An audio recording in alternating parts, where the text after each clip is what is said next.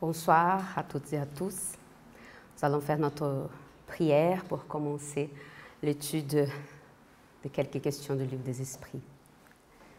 Seigneur Jésus, nous te remercions, Père, l'opportunité d'être là ce soir, que nous puissions cette nuit, ce moment de réflexion, apporter à notre esprit un peu plus d'apprentissage, que Jésus puisse être dans notre cœur et dans nos pensées. Merci aux guides spirituels qui sont là avec nous. Qu'ainsi soit-il. Alors voilà, nous sommes encore une fois ce soir, c'est jour, mais c'est ce soir, pour continuer la réflexion sur le livre des esprits. La semaine passée, nous avons commencé le thème, le somnambulisme, c'est au chapitre 8, émancipation de l'âme. Donc, pour comprendre cette question qui est là pour vous, on va juste revenir aux deux questions que nous avons parlé la semaine passée. Donc, qu'est-ce qu'est somnambulisme? Donc, c'est un état plus profond de l'esprit. Pendant le sommeil, on a deux types de somnambulisme. Donc, celui qui est induit, donc on peut faire quelqu'un dormir et entrer dans un état de somnambulisme, ou le naturel, c'est souvent quand on dort. Pour que l'esprit puisse manipuler son corps, pour qu'il puisse bouger, ouvrir une porte, manger, etc., il nous faut du fluide magnétique. Alors la question 427 est: quelle est la nature de l'agent appelé fluide magnétique? Une réponse petite, courte: fluide vital, électricité animalisée, qui sont des modifications du fluide universel. Donc là, on était en train de parler de somnambulisme et on revient au début du livre des esprits avec la question du fluide universel. On avait parlé la semaine passée que parfois on ne comprend pas tout de suite qu'est-ce qu'une question veut dire. Mais Kardec revient avec ces questions et les esprits aussi avec les réponses, et c'est va et vient dans les thèmes qu'on peut parfois ne pas comprendre au début, mais qu'on comprend après. Et parfois aussi, certains éléments reviennent pour comprendre d'autres manifestations qui expliquent l'espiritisme. Alors, qu'est-ce qu'est le fluide universel? C'est le début. C'est ce que donne la conséquence du principe matériel. C'est ce qui existe partout. C'est à partir de fluide universel qui va venir le fluide vital, donc le fluide magnétique. On peut vous donner un exemple, un peu peut-être pour être plus clair. Quand on est au passe magnétique, il y a deux types de fluides. C'est le fluide de la personne qui applique le passe, plus le fluide des esprits, là c'est un fluide un peu plus épuré, un fluide plus supérieur au nôtre. Mélangés, on fait donc le passe magnétique. Et pensez aussi que la personne qui reçoit le passe magnétique a son propre fluide aussi, parce que nous avons tous le fluide vital, donc fluide universel, c'est le début de la matière, si on veut. Si on a le temps, on pourra revenir dans les questions après. Je les séparer. Après, la question 428. Quelle est la cause de la clairvoyance somnambulique? Les esprits répondent: nous l'avons dit, c'est l'âme qui voit. Vous vous souvenez? Il y a le somnambule qui va se lever, bouger, comme on avait dit Eva, qu'elle était somnambule pendant longtemps dans son adolescence, enfance, adolescence. Ça arrive souvent dans cette période de la vie où on se lève, on va là-bas, on mange un truc, on se entraîne dans la maison. Et il y a les somnambules, certains, là un peu plus rares, qui ont une médiumnité aussi.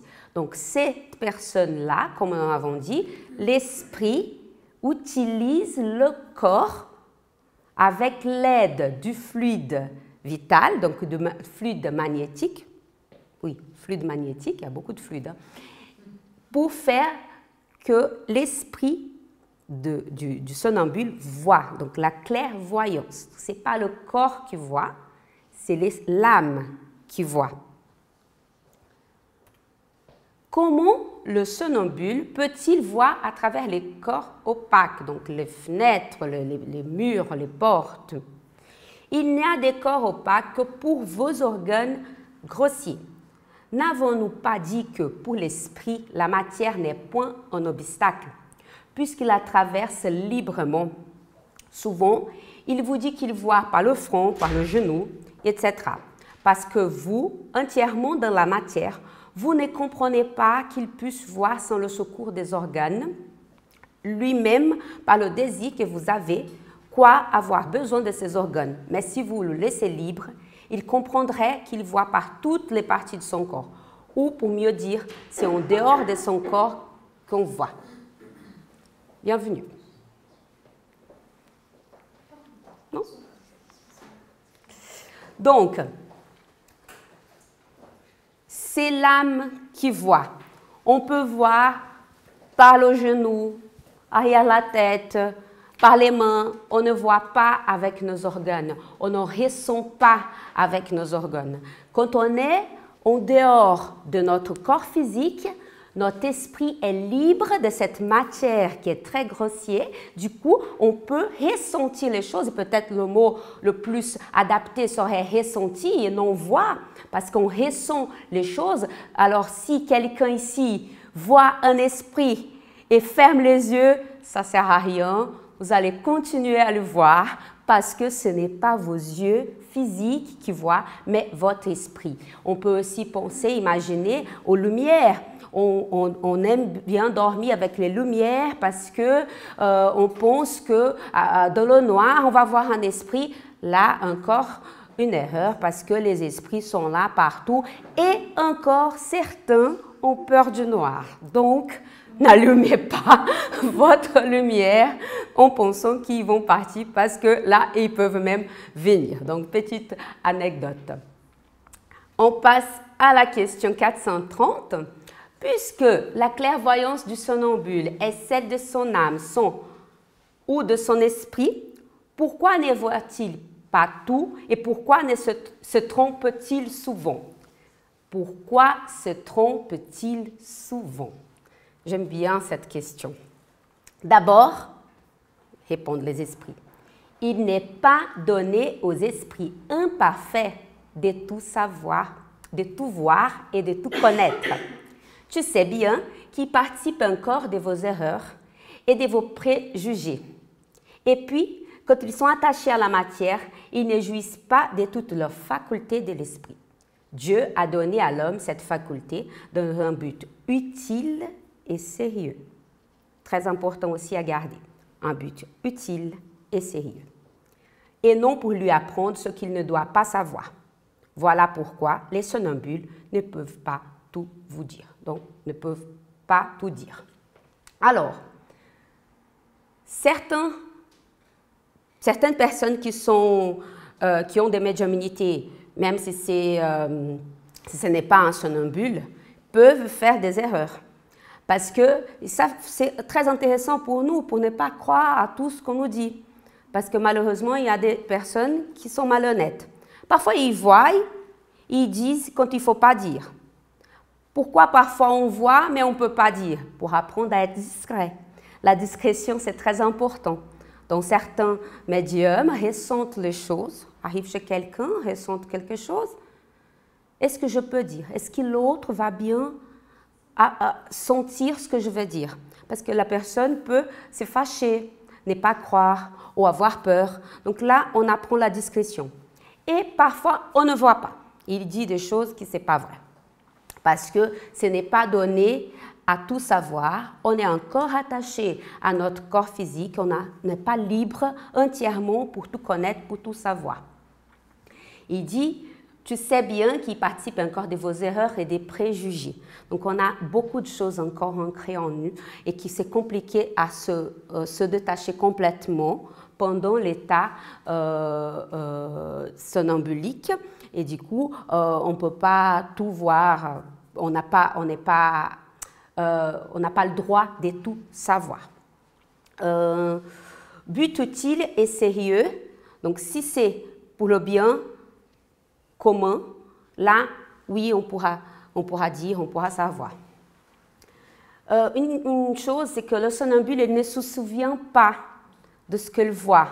Donc, quand il est en train de faire de donner une communication, quand il se réveille, il ne sait pas ce que se passe. Vous vous souvenez, c'est le fluide magnétique qui fait que son corps parle, parce que son cerveau ne fonctionne pas à ce moment-là. Il n'y a pas de participation. Donc, c'est dans un but utile, dans une réunion médiumnique, par exemple, un médium qui a la médiumnité somnambulique, il va être induit par les esprits, il va s'endormir, son corps va parler, mais lui ne participe pas. C'est avec l'aide du fluide magnétique, du fluide vital, du coup. OK?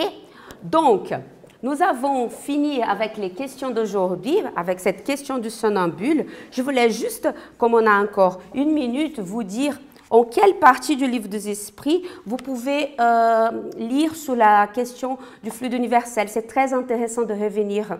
C'est comme on a dit, hein, on va et on revient souvent. Donc, vous allez trouver au chapitre 2 du livre premier, Esprit et matière. Là, il y a tout un tas de questions par rapport au fluide universel où Kardec et les esprits expliquent. Kardec questionne et les esprits expliquent et puis parfois Kardec vient donner une explication en plus. Donc, il parle qu'est-ce qu'est l'esprit et il explique la différence entre esprit, matière, de quoi est fait l'univers.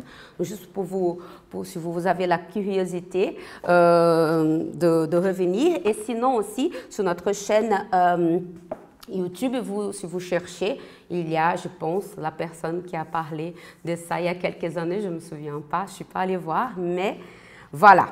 Donc, j'espère que ça vous a éclairci un petit peu par rapport à la question des fluides magnétiques.